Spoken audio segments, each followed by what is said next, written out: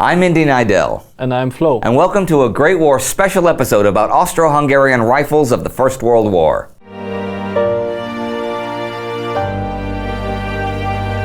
Now, say what you got, a little bit about what you got for us today. Okay, so let me start off with the rifles. I'm going to go over to the Mannlicher 1888-90. Now, this was a sort of old rifle for World War I. This was the previous rifle for World War I. The reason it stuck around is because, as we know, attrition was severe and manufacturing couldn't keep up, and even Austria-Hungary, who had a huge standing army at the beginning of the war and a huge stockpile of weapons, even they started stripping through them so fast that they had to start dredging this kind of stuff up. Now, the 88-90 is a straight pull rifle, just like what we're going to see is the 95. However, it works differently. We'll get into that in just one second. I should cover just a bit of history. Ferdinand Mannlicher introduced this rifle. At the time, during the trials, he introduced two rifles, one using a rotating lock and one using what we'll see as a wedge lock. The wedge lock was simpler. They went with that. It was suited for black powder cartridges and 11mm. That's slower, lighter loaded. It doesn't beat up the rifle as much, but it leaves fouling everywhere. So they're a weaker action than what we're going to see later. Now, they come out with this in 1886, the big brother to this in 11mm. The French immediately released the Lebel, and we talked about how smokeless really changed the game. So the Austro-Hungarians have to go rushing to catch up. They quickly convert this to an 8mm small bore with compressed black powder. That's the Model 88. Then in 90, they come out with a semi-smokeless cartridge in 8mm. That's the 88-90. So every time they have to rebarrel everything and reconfigure. As we zoom in, I'll get into the features of those changes. All right, looking up close, first things first, it is a straight pull. So I just pull the bolt to the rear. That's it. I don't have to rotate or flip or do anything else. As a shooter, this is great because I don't have to move my arm around a lot. I don't have to give up my elbow to show my position. I can stay flat along the ground. I can keep my eyes down the sights. My arm and the bolt handle aren't coming up into my line of vision. I can just focus on that front sight and I don't have to do anything else. It's terrifically simple from the shooter's perspective. Now, the magazine is really the big thing on these guns. The 86 and then all the subsequent 88 and the 90s, they brought about end block loading. This is Mannlicher's big contribution to firearms. It's a huge deal because we have a 5-round packet that we load into the gun, it stays into the gun, and then when we've expended our last, or when we've chambered our last round, that clip's gonna fall at the bottom. And sorry, these are live cartridges, so I'm not gonna load it. That means we also have the problem with the Mannlicher system that we saw in the Pathé and the Gavar 88, which is that we have this hole in the bottom, which we have to account for because we're gonna have mud and stuff trying to enter it. This is not a great system for the trenches because it's so prone to getting dirty. Anyway, this really isn't the top of the line gun for Austria-Hungary at the time, but one last thing to show you is that wedge lock. So you can see that sort of wedge shape right there. What that's doing is it projects down into the receiver and keeps it from traveling rearward when we fire. If we have the action sort of cocked back, and I have to hold it with my hand, sorry. If we have it cocked back, you'll see it rest flat. And then if we let it forward, like we bolted forward, it locks it. And that's it. This wedge only locks on the underside of the bolt, which means that there's some torque in there. It's not a big locking surface. It's fairly delicate by comparison to what we're gonna see in a minute.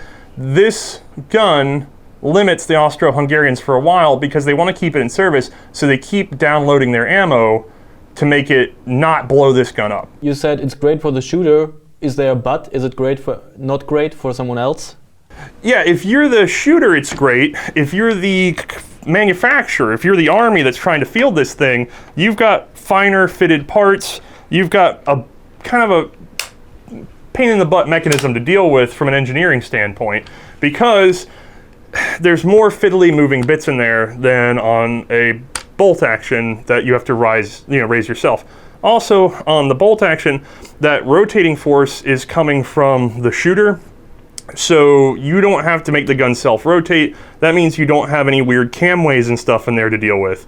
It's just, you just have some channels that turn and then it locks. In this, you have to come up with a camming mechanism somewhere in the gun that takes linear force and turns it into some sort of rotary force. And so you have to then maintain that system. So more metal, more time, more things prone to failure.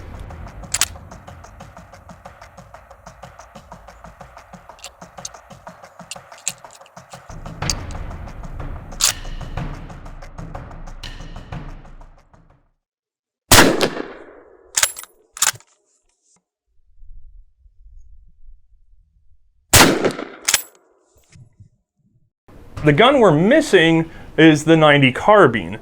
That was introduced specifically for cavalry and artillery, but it would later get expanded to other troops. There are a myriad of versions for both the 90 and 95 carbines, so I've given you guys a link to share with everybody where I've done a much better job of sort of describing every variation. It's just too much to go into on this show anyway. I can show you the rifle that would be adopted shortly after. You see, the 90 was so successful that in 93, they came out with a truly smokeless cartridge. This was a little bit more powerful, but again, like I said, it was limited so that they could still conceivably not blow up the 88 90s. They wanted an infantry rifle standardized around the 90 pattern carbine, so they came out with the Steyr Mannlicher 1895. That's this guy. And again, he's just like a longer version of that 1890 carbine with a differently shaped cocking piece. This is like a thumb rest. On the other one, it was a cylinder. That's really it in terms of mechanical differences. It also has an improved sight. I'll show you in just a second. But anyway, you can tell this is a long and slender rifle, very, very narrow up through the barrel and forward grip. This thing is fairly delicate feeling compared to some of the other guns. As much as the others are the same length, this thing just isn't as heavy. It's pretty light. It also is very well balanced. You can see it just sort of sets right there. It is a terrific rifle, and it's gotten sort of a bad reputation over the years that we'll get into in just a moment. So this is a great rifle. It's still the Mannlicher magazine system. As a matter of fact, it has an updated clip. On this guy, we have a textured patch at the top so that in the dark, in the trenches, we can find the top of the clip because it has to be inserted the correct direction. Unlike remember the Gewehr 88 we talked about, they made it two-directional, so they thought that was enough to get away from the patent, and it wasn't. So yeah, we insert one way. Again, when the 5th round is chambered, this thing drops out the bottom. Again, we have a big obvious hole that can let mud in. Now, this gun's pretty simple. We've got a flip over safety that you kind of have to give her cock and set. So safety's right there, easy to get to. It's a two-handed operation, unfortunately, though. Otherwise, pretty straightforward. If we let her down, she's going to come back and then cock on the closing action. It's fairly light, fairly easy to use. There's a little bit of a snap when you first give her a yank, so you kind of have to give her a pop. You can't do it too slow, but once you're past that pop, it is really light and easy on the original rifles. Additionally, we have a rear sight, which is set up for an ambitious 2600 Schritt. Schritt was an old Austrian unit of measure, close to a meter. That obviously went away. Like that was their imperial system. I love learning this stuff. I didn't know that, you know. Yep, we Americans are not the only ones with the old imperial system. It's just that we're the last ones to give it up, as my fans keep reminding me. But yeah, we've got a flip up long range sight. This is for volley fire at longer distances. But yeah, this is a terrific long rifle. This thing is set roughly, you know, you're talking about all these long guns like this in the war, they're going to be somewhere between 200 and 300 meters for their short sight. When you get into World War I, like we saw with a bunch of other guns, again, we end up fighting so close that everybody goes, what the heck were we doing with these long-range guns? These are all built to a standard of basically sniping, and then you end up in this massive conflict with, you know, hand-to-hand combat, and it just doesn't work out as well.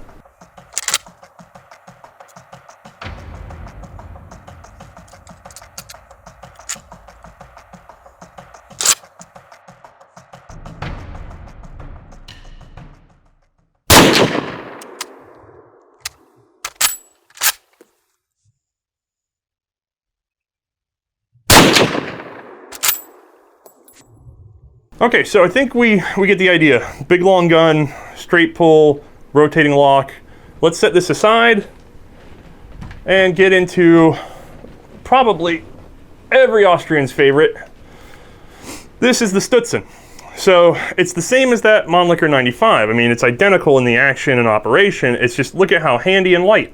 The Studen is sort of the standard short rifle, which is that it emulates all the things that a rifle would do. So it has a stacking hook for putting the arms up into you take your rifle, make your little teepee so they stay out of the mud. It has a bayonet mount. A lot of the cavalry models didn't, etc. It also has slings bottom and side, so that you could carry it either on your back or over your shoulder. It lets it be a very versatile, universal short rifle.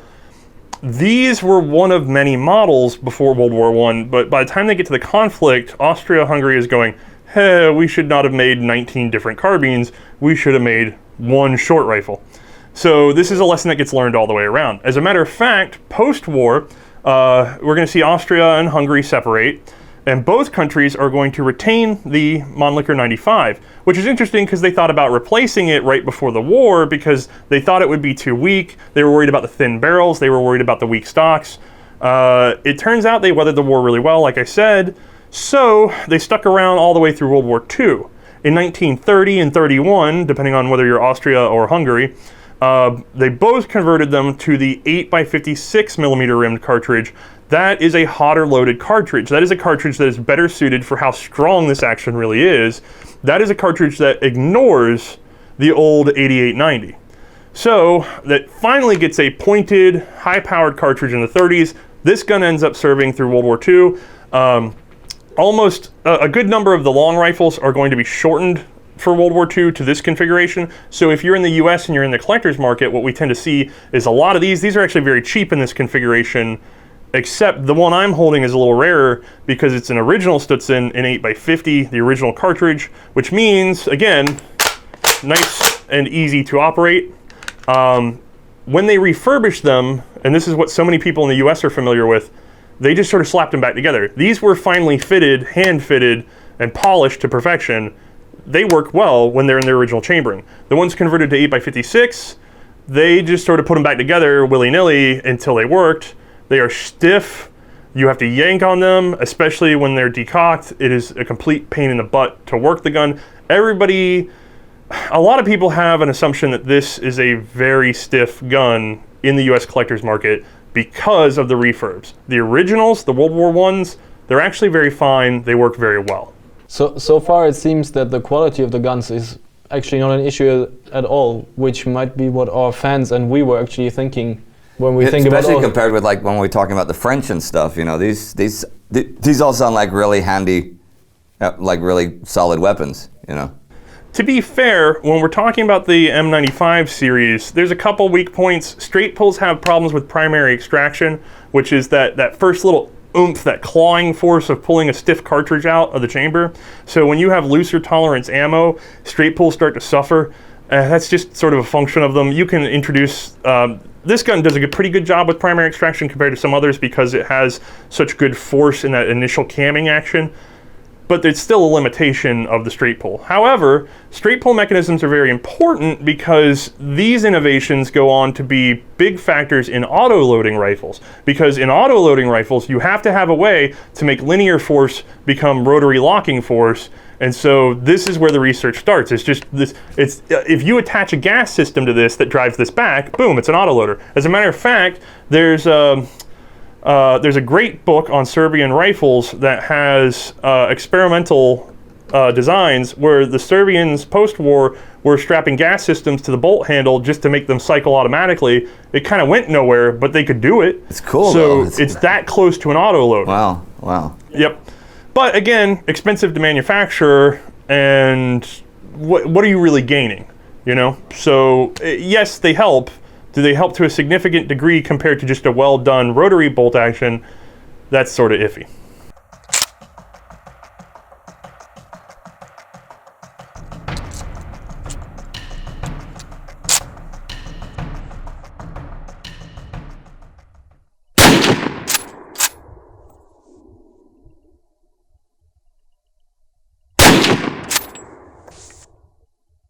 If you'd like to see Othais' video about that Mannlicher rifle in action, you can click right here to see that. And you should definitely check out his channel for all kinds of great weapons-related videos.